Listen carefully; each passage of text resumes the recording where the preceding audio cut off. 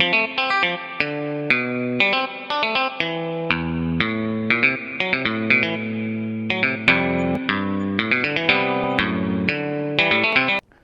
God Lover yang dikasih oleh Tuhan Yesus, senang boleh kembali berjumpa dengan saudara semua dalam program Rest and God malam hari ini bersama Diaspora TV.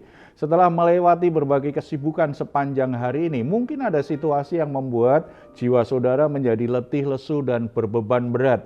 Jangan menyerah, jangan berputus asa sebab Tuhan mengundang kita semua untuk mengalami kelegaan. Tuhan Yesus berkata, "Marilah kepadaku semua yang letih lesu dan berbeban berat. Aku akan memberi kelegaan kepadamu." Mari kita responi undangan Yesus ini dengan iman kita datang kepadanya di dalam doa. Bapa di surga, kami ucap syukur karena saat ini kami kembali mendengar undangan yang dari Tuhan. Kami bersyukur karena Tuhan penuh kasih setia dan peduli dengan keadaan kami. Kami datang kepadamu membawa semua hal yang menjadi beban berat hidup kami, yang membuat jiwa kami menjadi letih lesu. Kami sangat percaya Tuhan yang akan memberi kami kelegaan, yang memberi kami kekuatan hati sehingga kami akan bisa kuat menanggung segala perkara. Bahkan hikmat Tuhan, kuasa Tuhan akan menolong kami semua. Kami bisa menyelesaikan masalah kami satu persatu. Tidak ada satu masalah pun yang tidak bisa kami atasi karena Tuhan menyertai dan memberkati kami semuanya. Bapa, kami siap mendengar firman-Mu dalam nama Tuhan Yesus Kristus. Amin. Saudara-saudara, kita semua pernah mengalami yang namanya ketidakpuasan. Kita tidak puas dengan apa yang kita miliki. Kita tidak puas dengan yang bisa kita nikmati. Demikian juga dalam hidup hari-hari, kaitannya dengan hubungan kita dengan orang tua, dengan pemimpin, dengan gembala kita di gereja, dengan pendeta hamba Tuhan yang melayani, atau dengan pemimpin masyarakat di lingkungan kita tinggal, dengan RT, dengan RW, atau bahkan dengan pemerintahan. Ada kalanya muncul ketidakpuasan karena kita melihat ada hal-hal yang tidak benar, ada hal-hal yang tidak pada tempatnya, atau kinerja mereka yang terlalu buruk, atau karena perilaku mereka, karakter mereka yang buruk. Intinya muncul yang namanya kekecewaan. Dalam kekecewaan itu mulai tidak puas dengan kepemimpinan mereka. Bagaimana ketidakpuasan itu disalurkan, itu yang lebih penting. Bagaimana kita bisa mengelolanya tetap dalam sikap yang benar. Kita kecewa dengan seseorang yang kita anggap tidak benar, tetapi kalau kita tidak bisa mengelolanya karena kita begitu tidak puas, akhirnya kita salah, tidak bijaksana, akhirnya kita juga melakukan kesalahan yang sama. Oleh sebab itu kita akan belajar firman Tuhan hari ini. Seringkali dalam ketidakpuasan itu orang akhirnya menyampaikan pendapatnya, menyampaikan usulannya atau harapannya, tetapi sebenarnya tidak tulus dari hatinya. Punya maksud lain di balik kata-kata harapan yang manis yang disampaikan. Kita akan membuka Alkitab kita dari kitab 1 Samuel pasal 8 ayat 4 sampai 22. Perikop ini kalau kita baca ayat 1 sampai 3 kita tahu bahwa ada ketidakpuasan yang dialami oleh bangsa Israel karena anak-anak Samuel itu jadi batu sandungan. Mereka memutarbalikkan keadilan, mereka loba, mereka bisa dibujuk dengan hal-hal yang menyenangkan dan mereka begitu gampang untuk melanggar aturan. Tidak seperti Samuel. Samuel sudah tua, dia sebenarnya sedang kader anak-anaknya untuk melanjutkan kepemimpinannya, tapi ternyata anak-anaknya jadi batu sandungan. Rakyat menjadi kecewa, bangsa Israel menjadi kecewa. Dalam ketidakpuasan itulah para pemimpin kemudian datang kepada Samuel mengajukan beberapa usulan. Usulannya sepertinya menjadi sebuah solusi, tetapi Tuhan melihat bahwa usulan itu tidak tulus. Permintaan mereka tidak tulus kepada Samuel. Kita akan pelajari ada dua motivasi yang diperlihatkan pemimpin-pemimpin Israel waktu itu ketika bicara dengan Samuel. Yang pertama, permintaan mereka itu didorong oleh keinginan sebenarnya untuk tidak mau dipimpin. Mereka ingin menolak pemimpin rohani yang ditempati oleh anak-anak Samuel. Mereka tidak puas dan ingin menolak kepemimpinan anak-anak Samuel itu. Kita akan baca beberapa ayat dari perikop ini ya. Ayat yang keempat kita baca. Sebab itu berkumpullah semua tua-tua Israel, mereka datang kepada Samuel di Rama dan berkata kepadanya, engkau sudah tua dan anak-anakmu tidak hidup seperti engkau, maka angkatlah sekarang seorang raja atas kami untuk memerintah kami seperti pada segala bangsa-bangsa lain. Waktu mereka berkata, berikanlah kepada kami seorang raja untuk memerintah kami, perkataan itu mengesalkan Samuel, maka berdoalah Samuel kepada Tuhan. Saudara-saudara, dalam ketidakpuasan mereka usul, kelihatannya kita nggak perlu punya hakim lagi nih. Mereka kan kecewa dengan anak-anak Samuel. Kita butuh raja seperti bangsa-bangsa yang lain, mereka punya raja. Kita lebih butuh raja sekarang, mengingat apa yang terjadi dengan kepemimpinan anak-anaknya Samuel. Mereka sangat mengecewakan, mereka jadi batu sandungan. Mereka bisa dibayar untuk melakukan hal-hal rohani.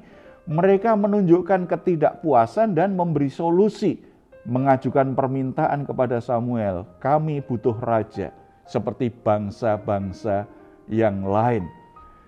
Samuel menjadi kesal ketika mendengar ini, karena Samuel bisa membaca dari gelagat perkataan dan sikap mereka. Sebenarnya mereka sedang berkata, aku tidak mau lagi dipimpin anak-anakmu. Aku tidak mau lagi anak-anakmu ada di posisi sebagai pemimpin, sebagai hakim di tengah-tengah bangsa kita. Ada penolakan yang dia lakukan kepada anak-anak Samuel. Mereka lupa bahwa Samuel yang memilih adalah Tuhan sendiri untuk menjadi hakim bagi bangsa Israel. Demikian juga anak-anaknya tidak gegabah Samuel itu minta anak-anaknya menduduki posisi sebagai hakim itu. Semua itu adalah otoritas Tuhan, ada motivasi. Saudara-saudara, ketika kita kecewa, kita tidak puas dengan pemimpin kita di mana saja ya. Kalau anak-anak tidak puas dengan orang tuanya, di lingkungan kita tinggal, kita tidak puas dengan kepengurusan RT, dengan RT atau kepengurusannya, atau lebih tinggi lagi RW-nya, atau kepala desa, atau siapa, atau pemerintah yang lebih besar gitu ya. Atau mungkin di gereja kita tidak puas dengan ketua komisi, misalnya ketua komisi sekolah minggu, ketua komisi apa lagi ya, di tiap gereja kan beda-beda itu namanya. Atau ada kekecewaan, ketidakpuasan dengan pemimpin rohani, dengan pembimbing rohani, dengan pendetanya, dengan hamba Tuhannya, dengan gembalanya. Ketika itu terjadi, sebenarnya yang dilakukan pemimpin-pemimpin Israel baik, dia temui Samuel dan memberikan usul, mengajukan permintaan yang bisa jadi solusi. Tetapi ketulusan hati itu yang Tuhan lihat. Tuhan melihat mereka nggak tulus. Tuhan melihat mereka ada maksud yang lain. Berarti karena aku kecewa dengan anak-anak Samuel, sebaiknya mereka pergi. Sebaiknya mereka tidak ada di posisi itu. Itu namanya penolakan. Penolakan seperti ini lahir dari tidak hanya kekecewaan biasanya, lahir dari ketidaksukaan, lahir dari kebencian, lahir dari keinginan untuk menyingkirkan orang. Itu yang salah. Coba bayangkan kalau seorang anak kecewa dengan ayahnya, kemudian tidak puas dengan kepemimpinan ayahnya sebagai kepala keluarga, datang kepada ibunya dan berkata, Ibu, aku sangat kecewa dengan ayah, aku tidak puas ayah itu jadi kepala keluarga. Aku ingin ayah digantikan, ibu saja yang jadi kepala keluarga. Sebaiknya ayah tidak ada di rumah ini. Pasti sesuatu yang salah. Karena kepala keluarga itu Tuhan yang menetapkan.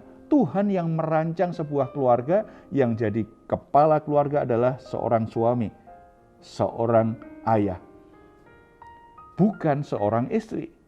Itu sesuatu yang tidak tulus karena tidak suka, dan dibalik ketidakpuasan itu sebenarnya ada keinginan menolak. Bahkan kalau lebih dalam lagi ada kemungkinan sebenarnya benci, tidak suka. Demikian juga dengan di gereja, di pelayanan, di lingkungan atau di pemerintahan. Harus diuji. Niatnya kelihatannya kan baik. Jadi saudara, kalau kita lihat yang seperti itu, uji hati dulu. Setelah itu minta hikmat Tuhan, minta waktu yang tepat untuk bisa bicara dengan pemimpin kita. Berbicara. Atau dengan seseorang yang bisa mempengaruhi keputusan di mana kita tinggal. Berikan solusi-solusi yang tetap menjaga hati kita. Tidak diwarnai dengan motivasi yang culas, dengan keinginan-keinginan yang tidak tulus, apalagi dengan kemarahan dan kebencian. Kita harus jaga hati kita murni ketika kita menegur, ketika kita memberi masukan, ketika kita mengajukan permintaan yang kita anggap sebagai solusi untuk mengatasi permasalahan dalam kepemimpinan. Harus tulus, harus jaga hati. Para pemimpin pada waktu itu sayangnya tidak tulus. Respon Tuhan seperti apa? Kita bisa baca ayat selanjutnya. Ayat yang ke-7. Tuhan berfirman kepada Samuel, dengarkanlah perkataan bangsa itu dalam segala hal yang dikatakan mereka kepadamu. Sebab bukan engkau yang mereka tolak, tetapi akulah yang mereka tolak, supaya jangan aku menjadi raja atas mereka. 9. Oleh sebab itu dengarkanlah permintaan mereka, hanya peringatkanlah mereka dengan sungguh-sungguh dan beritahukanlah kepada mereka apa yang menjadi hak raja yang akan memerintah. Di sini Tuhan menegaskan bahwa orang-orang itu sesungguhnya tidak menolak anak-anak Samuel, tetapi dia menolak Tuhan. Mengapa seperti itu? Ini bukan sekedar pembelaan Tuhan, tetapi Tuhan sedang menyatakan sebuah kebenaran bahwa otoritas itu merupakan kepercayaan Tuhan. Tuhan yang mempercayai seseorang untuk memegang otoritas.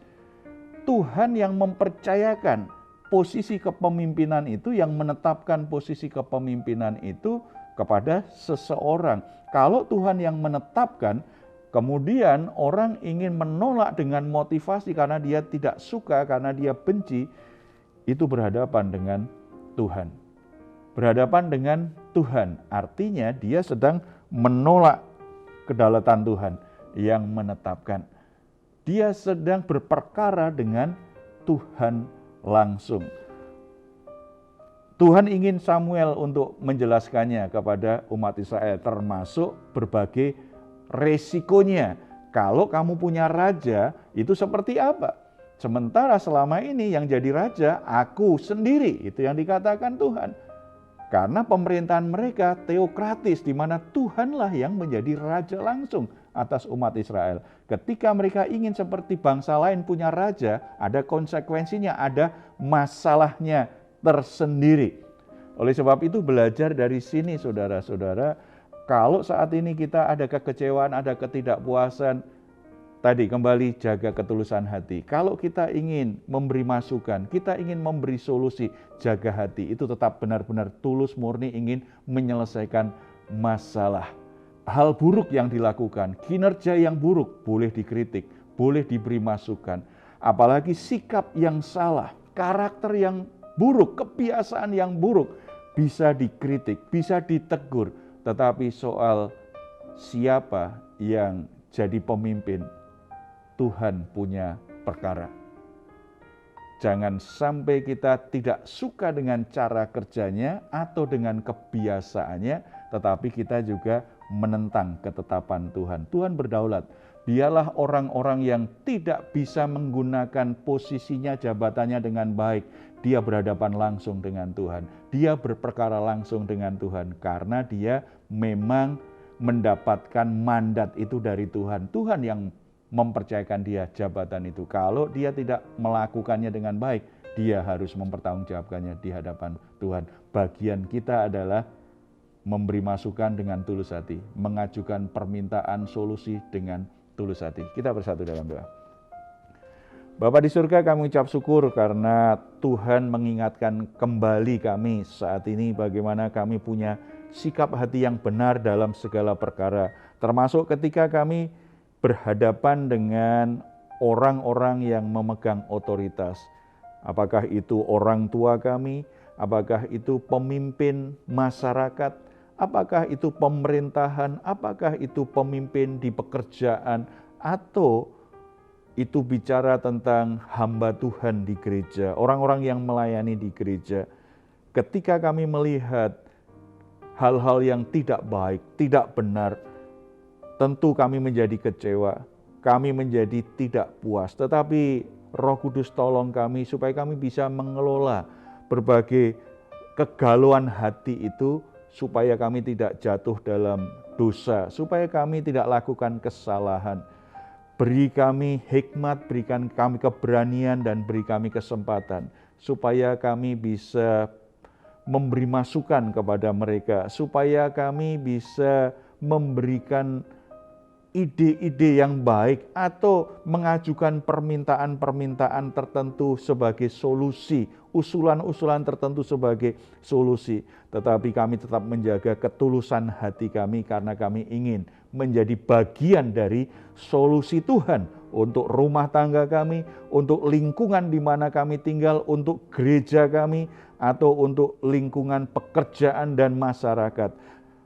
Kami percaya Tuhan tempatkan kami di sebuah tempat untuk menjadi bagian dari solusi Tuhan atas semua permasalahan yang terjadi.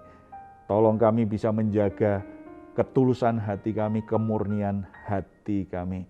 Bapa, hamba-Mu berdoa untuk setiap pemimpin yang ada di sekitar kami, untuk para orang tua, untuk para hamba Tuhan yang memimpin jemaat-Mu. Siapapun orang-orang yang memegang otoritas Tuhan lewat jabatan pemimpin mereka sebagai pemimpin, itu benar-benar mereka bisa lakukan dengan baik karena mereka harus mempertanggungjawabkannya di hadapan Tuhan.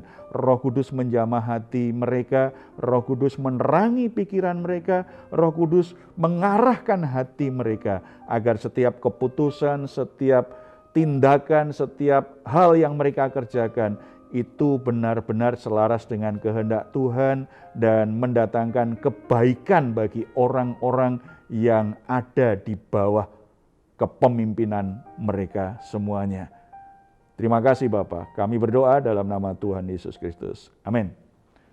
Saudara-saudara, kalau saudara saat ini sedang mengalami pergumulan, rumah tangga saudara sedang dalam masalah, pekerjaan saudara, kesehatan saudara juga sedang dalam masalah, saudara membutuhkan dukungan doa, di layar saudara ada nomor telepon yang bisa saudara hubungi. Tim doa kami akan mendoakan saudara. Percayalah dan tetap berharap Tuhan bisa menolongmu. Kuasa Tuhan tidak terbatas mengatasi semua masalah yang sedang terjadi. Silahkan jika saudara ingin memberikan komentar, tuliskanlah di ruang komentar yang ada di channel Diaspora TV. Sebelum kita berpisah, mari kita perkatakan bersama-sama dengan iman, dengan keyakinan. Mazmur 4 ayat 8-9. Engkau telah memberikan sukacita kepadaku lebih banyak daripada mereka ketika mereka kelimpahan gandum dan anggur. Dengan tentram aku mau membaringkan diri, lalu segera tidur, sebab hanya Engkaulah ya Tuhan yang membiarkan aku diam dengan aman. Puji Tuhan, selamat beristirahat. Doa saya selalu, saudara sungguh-sungguh mengalami rest and God setiap hari. Tuhan Yesus memberkati kita semuanya. Salam.